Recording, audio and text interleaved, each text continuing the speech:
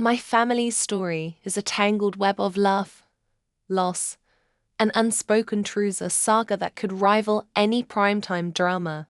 It's not just about the house I inherited or the stepmother who wants me out. It's about loyalty, the weight of legacy, and the quiet battles we fight when no one's watching. Let me take you inside my world, where every choice feels like a gamble and every conversation hides a deeper truth. Buckle up, because this isn't your typical family tale. It's raw, messy, and guaranteed to make you question what you'd do in my shoes.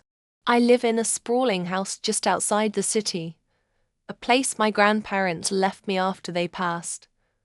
It's more than a home. It's a time capsule of memories, my grandmother's laughter echoing in the kitchen, my grandfather's old pickup truck still parked in the driveway, my father, a man who's always worked long hours in a distant town, raised me here after my mother died of cancer 12 years ago. I was just a kid then, barely understanding the void she left behind. Dad did his best, but he was often gone, leaving me with my grandparents. When he was home, though, he made every moment count. Vacations with my grandparents, late-night talks in their old bedroom, the kind of stuff that sticks with you. But life moves on, and so did Dad. A few years after Mom's death, he started dating again. He never brought anyone home until Tobia, a younger woman with 2 small kids and a confidence that bordered on arrogance. When Dad asked if they could move in, I didn't hesitate. The house is big enough, with my own private wing, a bedroom with a walk-in closet and an ensuite bathroom that's been my sanctuary. Tobia and her kids settled in 6 months ago. And at first, it felt like we could make it work. Then she got pregnant, and Dad proposed.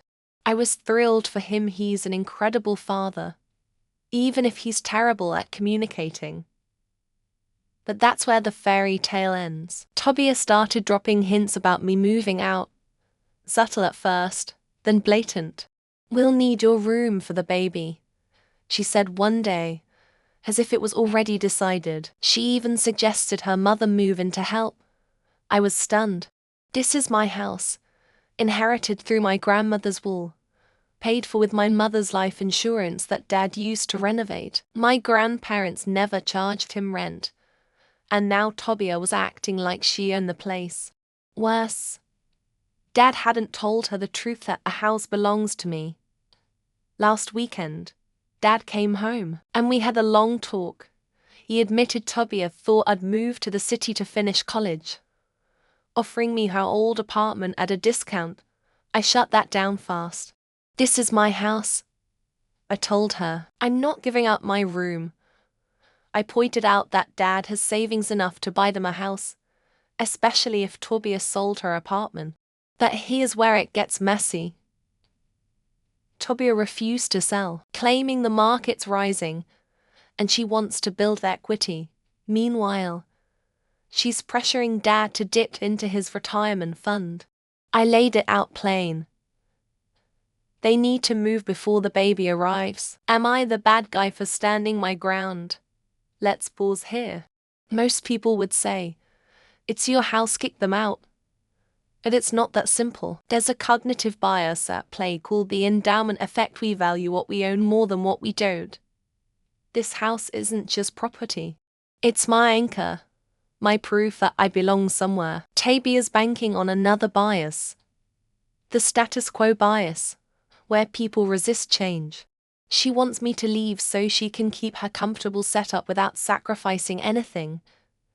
But I'm not budging. Why should I append my life for her convenience?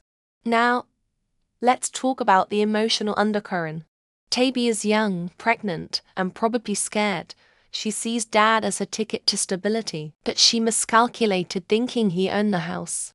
Her push to move me out feels like a power play, but it's also desperation. Dad, caught in the middle, is torn between his new family and me. It's a classic case of divided loyalties, and I'm the one paying the price. The controversial hook. I'm not just fighting for a house, I'm fighting for my identity. If I give in, I'm erasing my past. If I don't, I risk fracturing my family. What would you do when your home becomes a battleground? This isn't the only family drama I've stumbled into. Take my friend's story: a father dealing with his ex's new boyfriend, Sean, who moved in after just 4 months. The ex wanted Sean on their daughter's school emergency contact list. My friend laughed it off, refusing to let a guy he barely knows have that kind of access. The ex called him jealous. But let's be real, 4 months isn't enough time to trust someone with your kid's safety. Statistics back this up: step-parents or live-in partners are more likely to pose risks to children than biological parents. My friend's protecting his daughters, but the ex's family is painting him as the villain. It's a gut punch when doing the right thing makes you the bad guy. Then there's the story of a young artist I know, whose father took credit for her talent as a kid. She paid for her own art lessons, $12 per class plus $5 for her dad's DirecTV bill because he wouldn't drive her otherwise. Years later, at a work party, he bragged about funding her expensive lessons. She set the record straight, and now his colleagues mock him. Her family says she's bitter, but she's just tired of the lies. It's a stark reminder: pride can blind us, and truth can cut deeper than we expect. These stories share a common thread. Family dynamics are a minefield. Whether it's a stepmother overstepping, a parent prioritizing a new partner, or a father stealing credit, the emotional stakes are sky high. We're wired to seek belonging.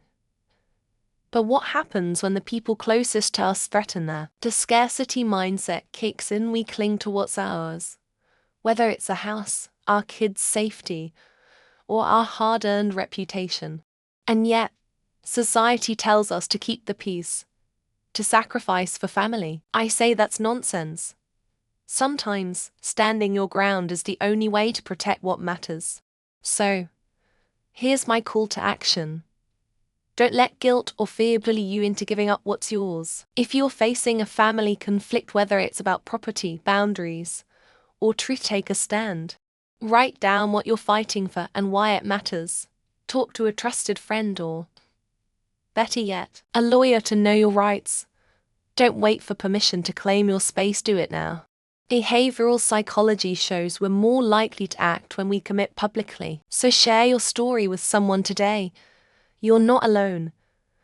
And you don't have to be the villain to be the hero of your own life.